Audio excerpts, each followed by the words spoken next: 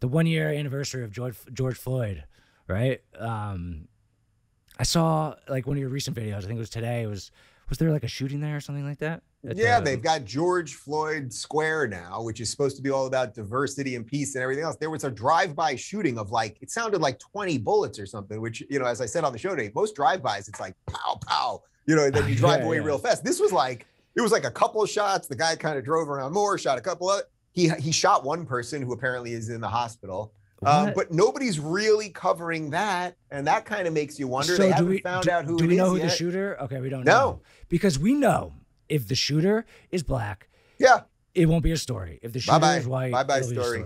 And like that's so like racist, like It is racist. Look, in Chicago, every weekend about 40 people are shot. Usually about a dozen people are killed every weekend in Chicago. I think last weekend it was 41 people shot, 8 dead. Now, 95% of it, I'd have to look at the exact number, but a huge percentage of it is black on black crime. It is black people shooting black people. I don't care about the color of who's being shot or who's doing the shooting. I would prefer people not be shot. But the media won't talk about it because they don't want to have to deal with that harsh reality. Yeah. However, if in Chicago tomorrow, one white person shot a black person for whatever reason, front page story, we got a new George Floyd, America's systemically racist, let's burn the whole thing down. So that this is where the media and the Democrats are genuinely evil. They are spitting in the face of truth. And that's why everyone's so hysterical all the time. We can't, it's impossible to filter through the nonsense to get something that's true. Like I want everyone to be happy, like in the world. I genuinely do. And I always think about this, like when we talk about the race conversation, like a mom telling like a 8-year-old black kid, like, you are a victim, like you need to like act differently. And that always makes me sad because like then they go like take on the world with this like negative attitude that they're a victim, that like someone's gonna, a cop's gonna try to shoot them, and it gives them like a flawed view of reality. But that is real though. Like that is like a lot of people in that community like have that feeling, and I don't think it's true. I mean, it's not true. Charles Barkley said 99% of people like white people, like black people, 99% of black people like white people. Of course. But like it's sad that they have to a large swath of people feel that way. What you're talking about there is basically that this is what Candace Owens often talks about, that they've traded a victory mentality for a victim mentality. And once you start passing that off to your kids, you're generationally doing that. You're making a 6-year-old be wary of the police. There are no cops out there that want to do harm to a 6-year-old black boy. There just aren't, or a 14-year-old black boy. Are there occasionally some bad apples who might be racist? Of course, but by the way, there's racist plumbers. Like there's also, racism is a thing that exists as part of the human experience. But the victim versus victor mentality is the key part of this. Sean, I can tell you're probably a huge Tina Turner fan. Am I right? I mean, that's Ted Turner's wife. I know. I read Ted Turner's book before. Tina Turner's a little before my time.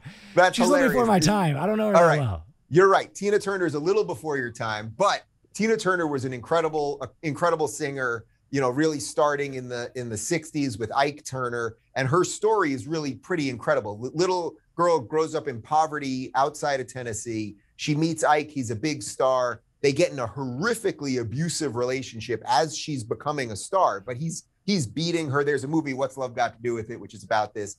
I mention all this because eventually she leaves him. She gets control of her life. She becomes a massive worldwide superstar as a solo artist. And HBO just did a documentary about her. And I was watching this thing. I happen to like Tina Turner a lot. She is not Ted Turner's wife. That was Jane Fonda. That was Jane Fonda. I knew he had a famous wife. Wow, that was really bad. Okay, I'm young. I was just saying I'm young. I didn't know.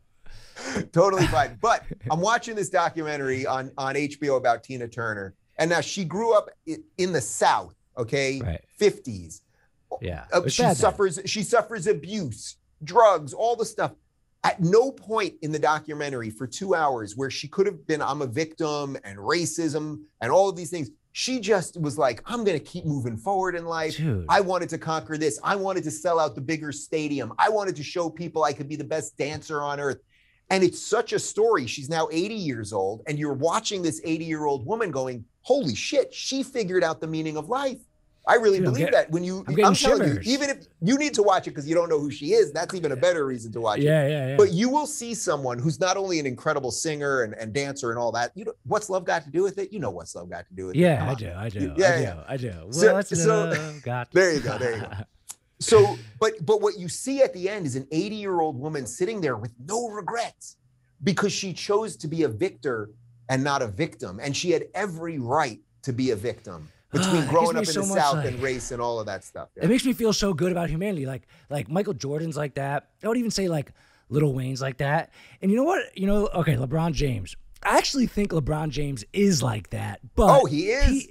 But then he like plays the social justice left card because like he wants to be like Muhammad Ali. So he's a little confused. But like as a baller, he's like that.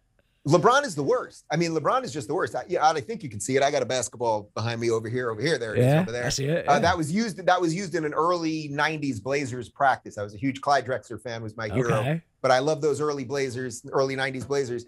But I don't watch the NBA anymore. And it's in large part, I haven't watched in 4 years. I don't know that I could name 10 players at this point. I know Steph Curry's still playing and LeBron and I don't know, Westbrook, I guess. But I used to love the NBA. And I don't watch it anymore because they chose to be political. And LeBron, it's like he can rail against how racist America is all day long, but he won't say a word about China.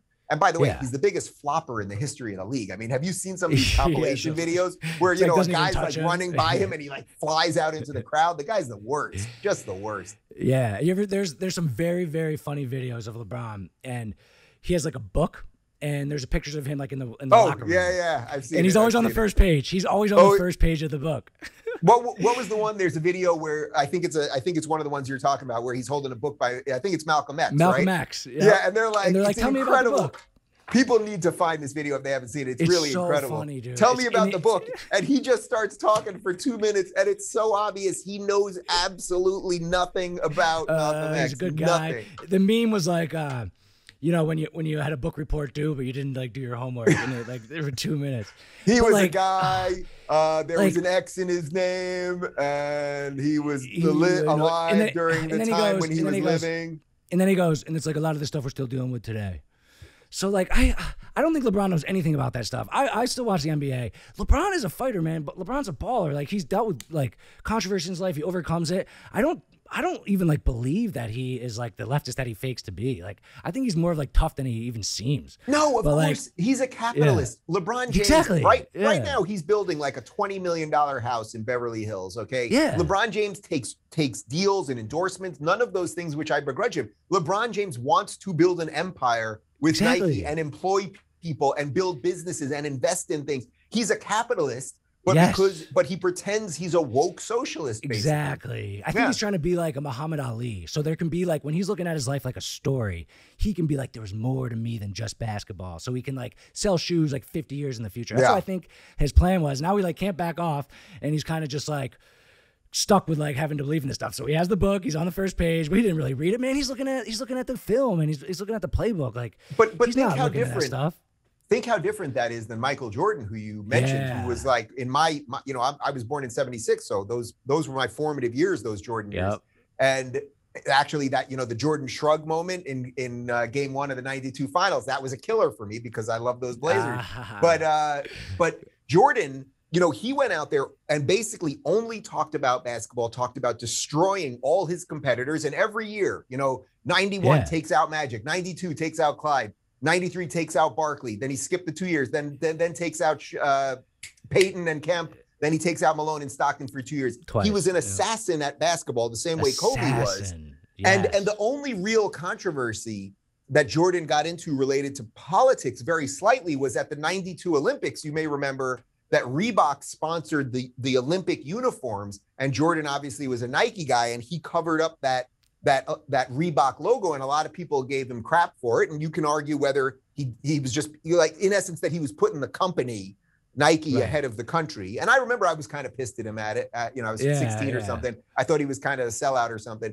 But that was the extent of his controversy. But he was just trying to make money from his brand. Like he wasn't making a political statement. I'm not even saying it was right or wrong, but the point was like that was like a blip in a career that was about what it was supposed to be about. Where LeBron, I think a lot of people are going to look back and be like, boy, he was the best player of his generation of a time when NBA ratings went down 30% every year, which is what's happening. Yeah, it's a bad read, I think. Like, Jordan read it much better. I was listening to about the George Floyd thing a little bit, about Scott Adams. You know Scott Adams? I love Scott Adams. I love Scott Adams too. He's very like interesting guy. And he was talking about the George Floyd thing, and he was saying that it was the 1 year anniversary, and Biden wanted to like have some type of legislation in place at the 1 year anniversary, something about, you know, to protect against that type of stuff. But he's like, no one came up with anything. And he's like, well, it's because there's nothing to come up with. Like, okay, murder's illegal. Everyone agrees with that. What rule could we put in place? There's no rule. There's nothing. There's no one had anything, and no Democrat or Republican, nobody came up with any legislation because there is nothing. And like, that's we've got laws. We've got laws. Guess what? You're not allowed to murder people. You're not allowed to steal from people. You're not allowed to burn down property. Although I guess that one's sort of legal now. But that's the point, that they see a problem, and then they always want to figure out, okay, can we just write some other piece of legislation to stop it? Yeah. Someone gets shot, they want to do something about guns. They never want to have a discussion about mental health or what the actual gun laws currently are, or drugs, or poverty. Like, they actually don't want to talk about any of that. They want to talk, well, actually they will talk about poverty, but their answers will always be the reverse. Their answers are always, you know, increase the welfare state, which we know doesn't help. So I love Scott because he really does a great job of cutting through the nonsense on this. Yeah, he's a unique guy.